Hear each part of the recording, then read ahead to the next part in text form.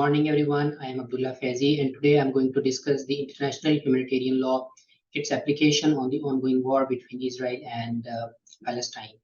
So, the outline of my presentation would be the context. First of all, the construction of wall by Israel, its impact on Palestinian people, and also, very importantly, the ICJ's advisory opinion, which actually shows the legal implications of the construction of the wall.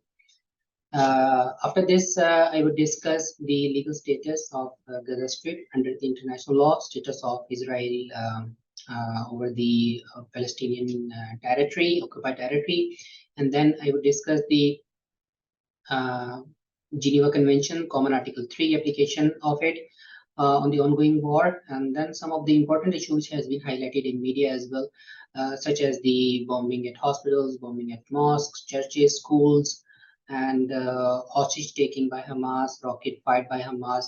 So what is the position of international law on all these issues? And in the end, I would like to discuss the responsibility mechanism of international law under the International Criminal Court. So first of all, if we talk about the construction of wall issue, which is very important in order to understand the recent conflict. So since 2003, Israel has started building a wall on the occupied territory of Palestine, and it is still continued. And since then, it has been an issue of conflict between these two nations. So Israel takes this wall as a deterrence, as a defense against so-called terrorism of Palestinians. However, the Palestinians take this wall as a restriction to their liberty, restriction to their movement, restriction to their basic needs and amenities. The ICJ has actually concluded its finding on the construction of wall in 2009. So ICJ found that the wall constitute a de facto annexation, which is prohibited by Article 2.4 of the UN Charter and General Assembly Resolution 2625. And it further found that this wall has basically impacted very badly on the Palestinians. Not only that, it is a violation of the international humanitarian law. So the construction of wall was found to be contrary to the international humanitarian law, particularly 1907 Hague regulations. It violates the Geneva Conventions Article 49, Article 47, Article 42 and 43, and Article 49 of the Geneva Conventions. And therefore, the ICJ, in its advisory opinion, recommended and ordered Israel to dismantle the wall and stop constructing it further on. Not only that, but also provide the reparation to those who have actually suffered because of the construction of this wall. However, due to the lack of compliance, none of these recommendations have been met since then, and until now, 19 years have been passed. Israel did not stop the construction of wall and has continued. And because of that, the lives of Palestinians become more miserable, because each time they have to cross that wall, the border, they have to comply with so many restrictions and documentations imposed by the Israeli authorities over the Palestinians. So each time they have to go for work, they have to go for the treatment, they have to go for the education or anything, they have to cross that particular so-called border on the land of occupied Palestinian territory. And because of that, there is an active blockade of Gaza, which has been imposed by the Israeli forces. So now, if we talk about the legal status of Gaza, Israel has been occupying the West Bank, East Jerusalem, and Gaza since 1967. However, in 2005, unilaterally, Israel withdrew from the Gaza, but it does not mean that the occupation has actually ended, which is not. Why? Because Israel has maintained the effective control over the Gaza, including its territorial border, its territorial waters, and its airspace. Gaza has been covered, has been actually surrounded by Israel. Only one side is actually the sea, which is surrounded by which is controlled by the Israeli maritime forces, and one border is actually touched with the they share with the Egypt, and that border controlled by the Egyptian authorities, not by the Gaza. So this is an effective blockade of Gaza. So if we talk about the recent conflict, we are seeing clear violations of Geneva Conventions, particularly in terms of attacking and targeting the civilian objectives. So Article 52 of the Geneva Convention protects civilian objects and it limits the target. It says that civilian objects shall not be the object of the attack, and also further says that attacks shall be limited strictly to the military objectives. However, we are seeing the clear violation by Israeli forces that they are bombarding the Gaza Strip indiscriminately, and there is no identification of the particular object, whether that particular object is military object or not. And what is the military object? What is the legitimate object, which we need to understand in light of Article 52 of the Geneva Convention? Military object is the only object which actually worth targeting and which is actually contributing in terms of military and actually damaging your forces. So that is called the enemy object or the military object that is actually contributing in war, not the civilian objectives. And in light of this, if we talk about the nature of this conflict, it is not only we cannot say that it is a pure international conflict, because one party we can see that there is a clearly a state. However, the other party is a group which is which is actually not enjoying the status of a state yet, and we call them Hamas. And most of the Western countries, they declared them as the terrorist organization. And on the other hand, some of the other countries, they're actually taking it as a resistant movement. So in order to apply the Geneva Convention on both, I think the common Article 3 has gained most importance here, because it is applicable on international states as well, and also on the non-state actors. So what it calls, it requires the human treatment of all prisoners in enemy hand, and also it requires the wounded and sick to be cared and collected, and it grants the ICRC the right to offer its services in the conflict zone. And given that the most important conflict today, which is the non-international conflict, applying common Article 3 is the utmost importance, and it should be respected fully. And then if we talk about the principle of proportionality, which is also very important, because what we are seeing here, the Israeli aircrafts, they are dropping bombs anywhere in Gaza, and they have actually turned the city into ashes. So basically, the principle of proportionality of international humanitarian law seeks to limit the damage caused by military operations by requiring that the effects of the means and methods of the warfare used must not be disproportionate to the military advantages sought. So an attack which may be expected to cause incidental loss of civilian lives, injured of civilians, damage to the civilian objects should be avoided. So intentional launching of an attack by having the knowledge that such attack will cause incidental loss of life or the injury of the civilian would amount to a war crime. So the proportionality principle again gains most importance here. And then after that, if we talk about the other issues from the Israeli perspective, such as the hostage taking by Hamas. So hostage taking is clearly prohibited in non-international armed conflicts, and under Article 1B of Common Article 3, as I mentioned earlier, of the Geneva Convention, hostage taking can include civilians, people taking no active part in the hostilities. It also includes those who are actually militants who are actually not taking active part in the armed conflict, and they have actually surrendered in front of the enemy, so they should be treated respectfully and humanly. So people taken as hostage, like all held in custody, must be treated humanly and cannot be used as a human shield. So now we should talk about the very important issue, and I think there should be an investigation on that issue from the violation of the international humanitarian law perspective, and that is the issue of bombing at the hospital.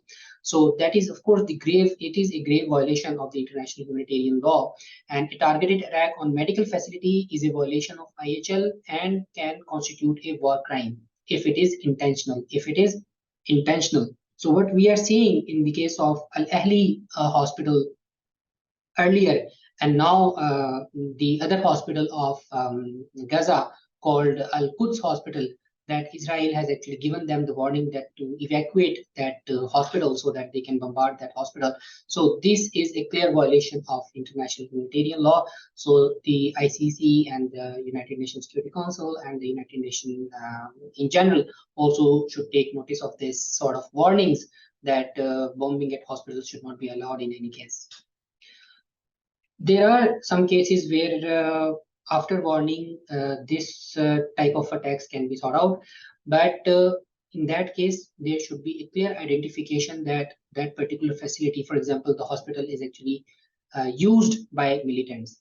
And even then, if they are using that, even then, the attack should be very proportionate according to the response. For example, if we identify that one enemy is firing by the hospital, so we should only attack that particular individual, not the entire hospital. So that precaution should be observed. So what we see now, the target verification become the very important element of the entire warfare. Both sides are actually violating this the principle of target verification, and the issue of attacking mosques and the schools by the Israel army is actually a clear indication that there is no target verification has been conducted by the Israeli army. So Article 57(2) of the 1977 additional protocol provides that there should be precautions shall be taken so that those who are actually planning to attack such targets which are actually civilian in nature, so then before that there should be a very enthusiastic and very clear investigation and identification of the target should be carried out in order to hit that particular target. Not like this, because last night we have seen that 450 targets have been destroyed by the Israeli forces. So there is a very less chance that they have actually carried out this particular criteria. They have actually observed that particular criteria of target verification. Then there is a very few chance of that. And then the issue of rocket fired by Hamas, and again, this is a very important issue. The targeting of military installations and other military objectives is totally allowed. If the rocket aimed at military objective, if the rocket aimed at military facilities, if the rocket aimed at the enemy facilities, then it is allowed. However, if the rocket fired at the civil objectives, then it is not allowed, and it can constitute a war crime. And the issue of targeting leaders of Palestinians armed group, which is very, again, a sensitive issue. If they are, what is the position of international law here? The international law position is quite clear here. If they are taking part in military activity, if they are fighting against the army, in that case, yes, they can be targeted. However, in case of Hamas, we can say that Hamas is not only a military organization, but also a civil organization which actually controls and governs Gaza. So those leaders of Hamas, those individuals of Hamas who are actually not taking part in the warfare, and I think those cannot be targeted under the international law. And after that, what we are seeing, the collective punishment given by the Israeli forces to all people of Gaza, and since the beginning of war until now, some 8,000 people have been killed by the Israeli indiscriminated attacks.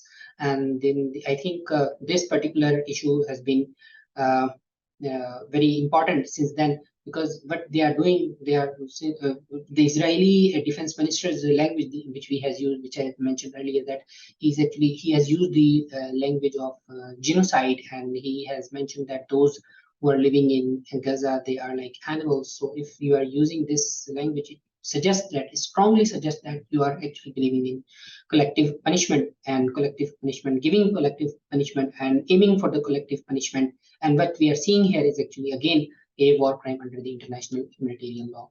So now I would like to discuss the jurisdiction of the ICC, International Criminal Court. Yes, the International Criminal Court has the jurisdiction over the war crimes wherever they occur. So basically, the ICC has jurisdiction over the war crimes against humanity, genocide committed in the territory, regardless of the nationality of the alleged crimes. So the alleged crime committed due to the fighting between the Israel and Palestine group could be investigated by the ICC prosecutor. And earlier on March 31st, 2021, the ICC prosecutor opened an investigation into the alleged serious crimes committed in Palestine since 13 March 2014. And the court judges have said that they have the jurisdiction over the territory occupied by the Israel since 1967, namely Gaza and West Bank, including the East Jerusalem. So Israel signed but actually did not ratify the treaty. However, the Human Rights Watch also called on the ICC prosecutors to investigate Israeli authorities implicated in the crimes against humanity and apartheid and prosecution against the Palestinian people. So this was the entire scenario from the international law perspective.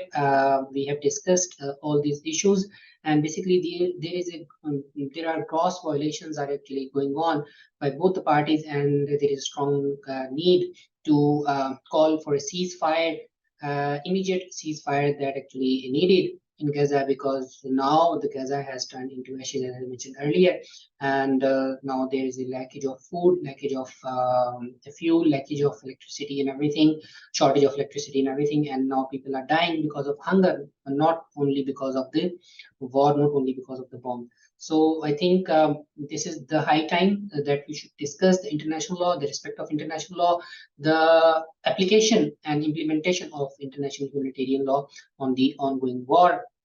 And since the Israel is a state party, Israel is a recognized state by most. Of course, the United Nations also recognizes the Israel. So Israel has actually carries more responsibility in terms of these gross violations of war crimes and allegations of war crime. Israel should respect those principles of Geneva Conventions, as I mentioned earlier, in comparison to the other groups. I think that's all for today. Thank you very much.